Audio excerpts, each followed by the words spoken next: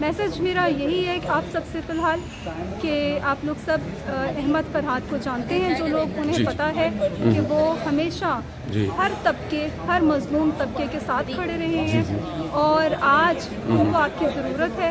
आप सब लोग अहमद फरहाद के साथ खड़े हों और उनके लिए अपनी आवाज़ बुलंद करें। बिस्मिल्लाहिर्रहमानिर्रहीम, अस्सलामु अलैकुम वरहमतुल्लाहि वबरकातुहू। नाज़रीन, मैं इस वक्त तो इस्लामाबाद हाई कोर्ट के अंदर हूँ और ये जो अहमद फरहाद साहब शहर हैं, उनकी फैमिली भी आई हुई है और पूछते हैं कि उनका क्या मतलब आगे रद्द अमल है। अस्सलाम वालेकुम जी। वालेकुम अस्सलाम। और ये आपके साथ इस वक्त जो मतलब गुजर रही है, ज़ाहिर चीज़ है कि बहुत एक दुख वाला लम्हा है। तो मतलब जो जिस वक्त अहमद फरहाद साहब को उठाया तो आप उस वक्त किधर थे? जी, उस वक्त हम लोग घर पर ही थे और उसके बाद फ़ौरन हम लोग थाने गए हैं। रात का टाइम था? जी, रात का टाइम था। अच्छा, तो क्या समझ, आपके बच्चे कितने हैं? ये हमारे 4 बच्चे हैं। जी, 4 बच्चे हैं। 4 बच्चे हैं।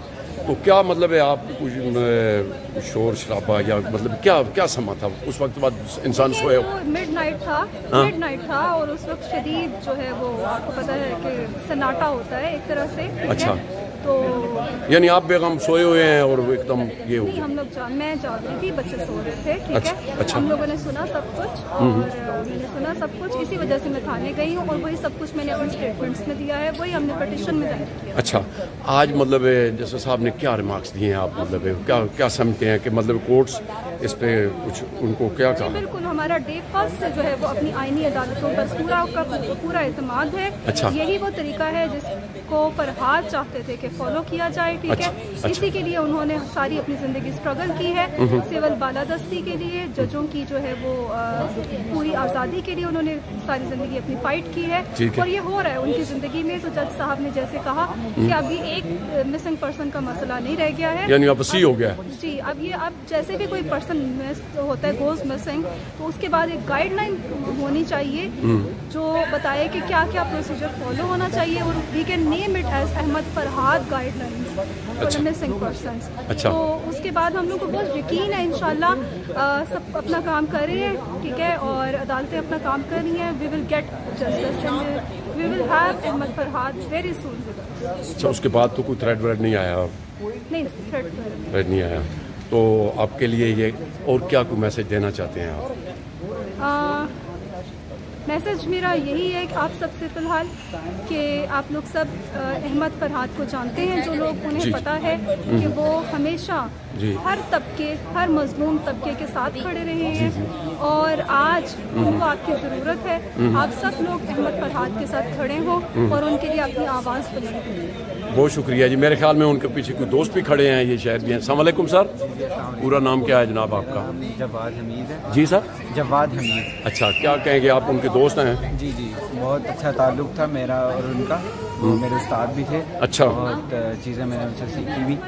तो हमेशा अवामी हुकूक के लिए, जबरी गुमशुदगियों के ख़िलाफ़ वो हमेशा आवाज़ उठाते रहे। अच्छा। इवन जब ये जजेस का मामला आया था धमकियाँ में इस खत, तो तब भी मैं और फरहाद साहब यहाँ एहतजाज के लिए आए थे। अच्छा। अकेले निकल आते थे हमेशा और उनका एक ही मुतालबा था इस रियासत से, इस स्टेट से, और वो कानूनी रास्ता इख्तियार करना, लोगों को मावरा अदालत उठाने से बाज आना, ये उनके मुतालबात थे। तो आप पूरा मतलब पूरी उम्मीद हैं कि इंशाल्लाह जो अदालतें हैं? बिल्कुल, हम आप, मैं लेट पहुँचूँ, आप तो मतलब अंदर थे? हम पूरी उम्मीद हैं क्योंकि जज साहब ने आज की समाअत में एक मुस्तकिल कानूनी रास्ता इख्तियार करने की बात की है। अच्छा। इन सारी गुमशुदगियों और इन्फोर्स्ड अब्डक्शंस के खिलाफ, और उन्होंने कहा है कि ये इसकी वजाहत देंगी लॉ इन्फोर्समेंट एजेंसीज़ के उनकी क्या उनका एक प्रोसेस है, क्या प्रोसीजर है किसी को लेकर जाने का, उसे इन्वेस्टिगेट करने का।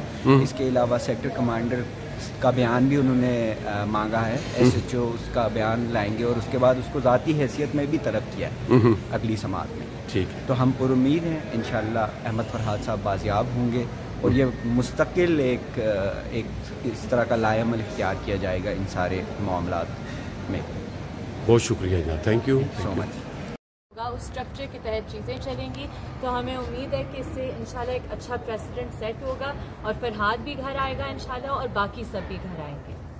वज़ारत दिफा इस मामले में अभी तक कोऑपरेट करती नज़र नहीं आ रही, इस सिलसिले में क्या कहेंगी? और सेक्रेटरी दिफा जो हैं, क्या उनको पेश होना चाहिए? आपकी डिमांड है?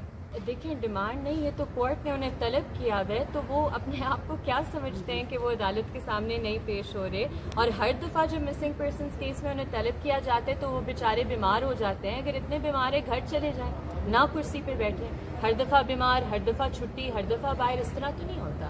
لائف اسٹریمنگ کے حوالے سے آرڈر جی یہ بہترین ایک آرڈر, کیونکہ میر صاحب نے یہ بات ریز کی تھی عدالت کے اندر کہ ہم ادھر آئے, ہم نے وہ ریمارکس رپورٹ کیے جو کہ ہمارا کام ہے بحیثیت صحافی, لیکن پیمرا نے اٹارنی جنرل صاحب کی بات کے بعد انہوں نے ایک نوٹیفیکیشن جاری کر دی کہ جی اب کوئی بھی مطلب ہے پہلے وہ شاعروں کو اٹھاتے ہیں پھر عدالتوں کو سینسر کرنے کی کوشش کرتے ہیں. یہ ہمیں نہیں سینسر کریں, کورٹس کو سینسر کرنے کی کوشش ہے. تو یہ جو انہوں نے آرڈر انشاءاللہ ابھی ہم دیکھیں گے ریٹن آرڈر میں کیا ہے, لیکن اگر لائیو اسٹریم ہوں گی سارے مسنگ پرسنس کے کیسز تو جلد سے جلد اکاؤنٹیبلٹی بھی ہو سکتی ہے.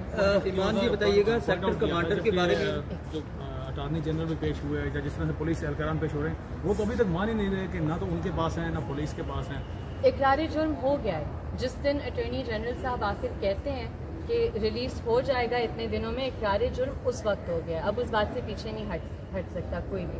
اور جو انہوں نے ایفیڈیوٹ جمع کرائے ہیں کہ ہمارے پاس نہیں ہے, پھر دیکھیں. ایمان جی بتائیے گا کہ آج ایک جو ہے وہ کہا گیا کیانی صاحب کی جانب سے کہ سیکٹر کمانڈر اور ایس ایچ او میرے نزدیک ان کا ایک ہی جو ہے وہ مقام ہے, اسکیل ہے.